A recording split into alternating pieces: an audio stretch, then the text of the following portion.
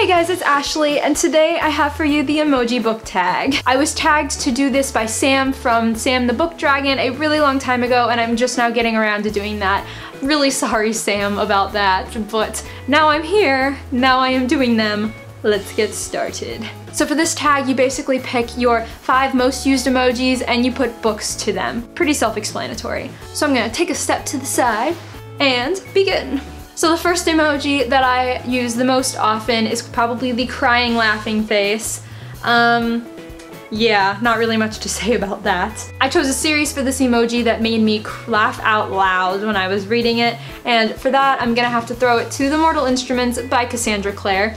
Not specifically The City of Bones, the whole series The Mortal Instruments. I just picked this book up because it was right there and I didn't feel like grabbing all of the others. Cassandra Clare just throws in so many witty, humorous, sarcastic one-liners from all of her characters that I absolutely loved it so much. It was one of those books that amidst the drama and the danger you found yourself laughing and you really didn't expect it. Like I said before, this is my favorite series of all time, this and The Infernal Devices. I'm really gonna have to throw it to her because she did a great job of blending humor with drama and I loved it so much. For this question, I asked my sister what series does she think that I have stopped her in the middle of watching Netflix the most to read her lines from, and she said without a doubt The Mortal Instruments, and so that's why I picked it. So the second most used emoji I have is the face that's really like the dramatic smiling face, like it's right here, you guys know what I'm talking about. For this emoji, I've picked a book that has made me really happy, like so overly dramatically happy that I will be willing to make this face when I'm reading the book. And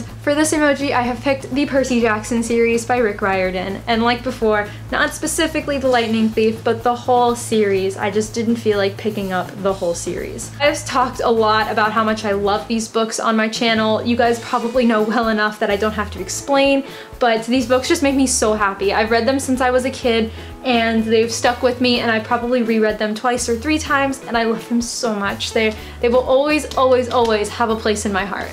So the next emoji that I use the most often is the smirking face, and I probably use this emoji more than I really should. For this emoji, I picked a book that I was really kind of like ha about a scene or like a certain part of the book. I was really like secretly happy, like ha.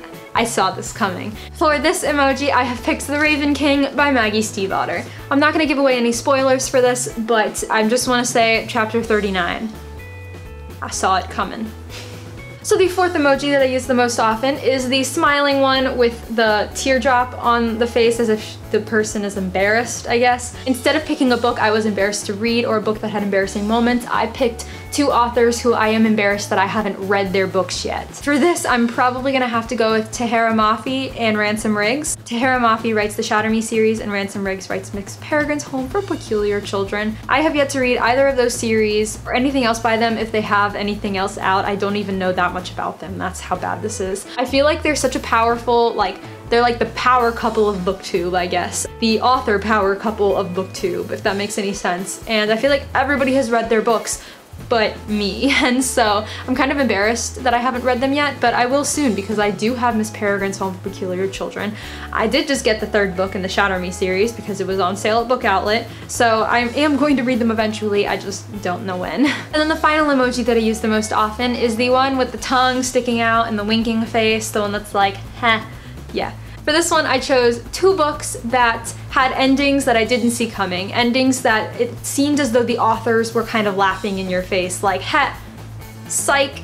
And in this next section, I am going to include spoilers, so if you haven't read The Mark of Athena or City of Heavenly Fire, I suggest just leaving the video now because that's all I'll be talking about for the rest of the video. But if you've read one and not the other, I'll put little pictures in the corners to let you guys know if there are spoilers for a certain book. When the picture goes away, the spoilers are over. So, The Mark of Athena. For those of us who have read this book, what more is there to say, honestly, about this ending? Rick Riordan really threw us one. He did. He really did. Because Annabeth and Percy fall into Tartarus? Like, what? What? Like, I love Percy, I love Annabeth, I don't want to see them die. Why would he do that to us? That just seems like he was just throwing it in our face that he can do what he wants with these characters and he doesn't care about us. Like, I was so worried at the end of this book. I had to wait a whole year for the House of Hades to know that they were okay. It hit me. It hit me hard. And for City of Heavenly Fire, I seriously have to go with that moment in the end where Simon is willing to give up his memories so that they can get out of the demon realm universe thing. It's been a while since I've read this book, so I don't really remember. And then when Clary and Isabel and Magnus go and see him, and he names his band the Mortal Instruments, that moment, that threw me a curveball. I was crying at one point and laughing with giddy glee at the other. Oh my god, that moment, those two moments really just like threw me. Side note, I was really actually surprised when all of my emojis turned out to be like the face emojis. I don't know why, I tend to use those more than the inanimate objects. If anybody else is like that, please let me know, because I don't know why, but I never use the little object emojis. I don't know why. So that's gonna be it for this tag in this video. If you like this video, give it a big thumbs up and subscribe to my channel if you want to be notified of when I upload new videos. Thank you guys so much for watching, and I'll catch you next time. Bye!